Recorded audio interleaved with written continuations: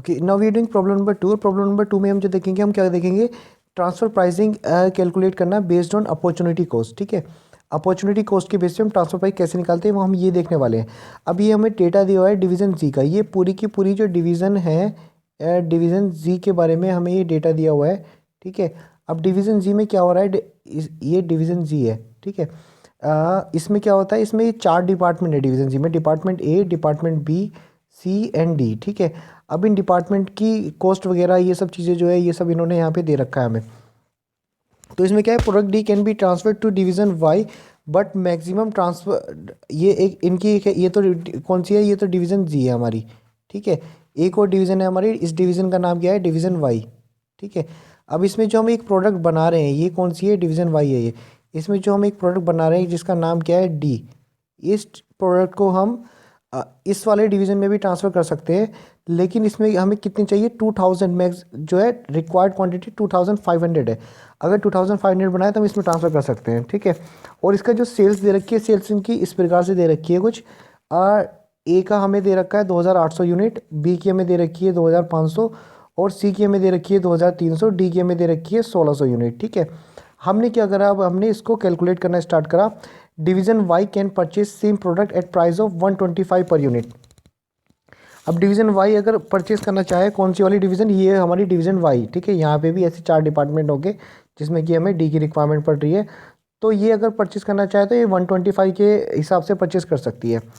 ठीक है, तो इनमें क्या है कि instead of receiving transfer from division D, from division है ना, transfer of product division D from division G, तो what should be the transfer price for each unit of 2500 from D. अगर लेबर आर लिमिटेड हो, labour hours कितने दे रखे हैं हमारे पास में, 20,000 लेबर आर है। ठीक है, तो हमें क्या करना पड़ेगा, अभी तो हमें कंट्रीब्यूशन भी कैलकुलेट करना पड़ेगा कि कौन सा हमें बनाना, कौन सा बनाना हमें छोड़ना पड़ेगा। ठीक है, वो रिलेवेंट कॉस्टिंग वाला हिसाब हो गया। तो हमने क्या करा है, हमने यहाँ पे इस वाले डेटा से हमने ये मार्केट प्राइस में से, ये वाला जो मार्केट प्राइस है इसमें से हमने एक कंट्रीब्यूशन घटा दिया, ये यहाँ पे हमने नीचे करके दिखा रखा है। ठीक है, और हमने क्या करा, हमने निकाल लिया कंट्रीब्यूशन। अब इस कंट्रीब्यूशन को हमने गिवन जो हमारे पास में लेबर मशीन लेबर आवर्स थे, ठीक है, लेबर आवर्स के बेस पे, क्योंकि यही लिमिटिंग फैक्टर है, दिस इज लिमिटिंग फैक्टर, ये 20,000 ही है हमारे पास में। ठीक है, तो हमने क्या करा, हमने इसको जो है इससे हमने पर यूनिट का हमने कंट्रीब्यूशन निकाल लिया लेबर आवर के हिसाब से। ठीक है, जो जिसमें हमें ज़्यादा फायदा हो रहा है पर लेबर आवर, वो हम बनाएंगे। सबसे पहले तो हम ये तो हम बनाएंगे ये हम ठीक है, ये हम सेकंड नंबर पे बनाएंगे, ये हम क्या है थर्ड नंबर पे बनाएंगे, ये फोर्थ नंबर पे बनाएंगे। ठीक है, मैक्सिमम लेबर आवर हमने निकाल लिया कि कितने डिमांड के हिसाब से जो है मैक्सिमम लेबर आवर इतने चाहिए, लेकिन हमारे पास में जो है total number of maximum units की डिमांड इतनी है, लेबर आवर्स इतने चाहिए, लेकिन हमारे पास में अवेलेबल कितने हैं, इसके लिए तो इन इन तीनों के लिए तो पूरे हैं, लेकिन इसके लिए हमारे पास में सिर्फ 600 हैं। ठीक है, तो अब हमने क्या करा, हमने क्या करना है, हम देखते हैं कि हमें कौन सी बनानी है ना।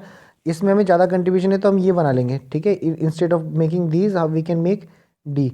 अब डी में हम देखते हैं कि डी में हमें ट्रांसफर प्राइस कितना होना चाहिए, जो कॉस्ट है प्लस अपॉर्चुनिटी कॉस्ट, यानी कि किसकी कॉस्ट, इसको बनाने की कॉस्ट और प्लस अपॉर्चुनिटी कॉस्ट, है ना।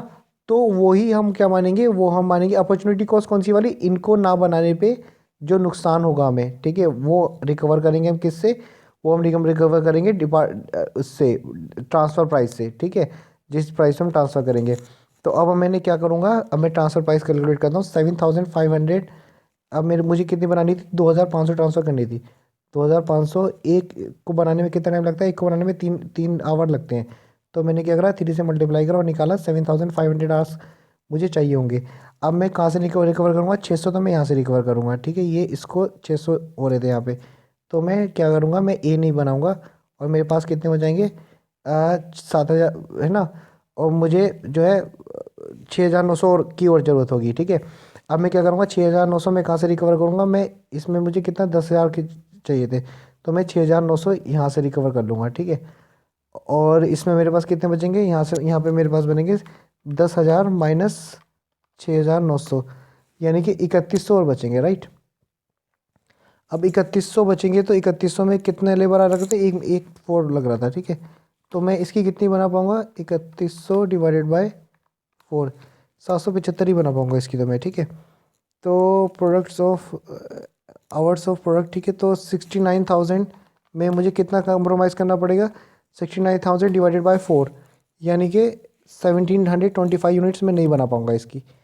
ओके, सो ये मैंने कर लिया। इसको ट्रांसफ़र प्राइस मैंने कितना रहेगा, इसकी वेरिएबल कॉस्ट, ये कौन सी वाली वेरिएबल कॉस्ट, डी की वेरिएबल कॉस्ट कितनी थी हमारी, इसकी जो वेरिएबल कॉस्ट बैठी थी ये देखो 85 की वेरिएबल कॉस्ट बैठी थी, ठीक है, डी की।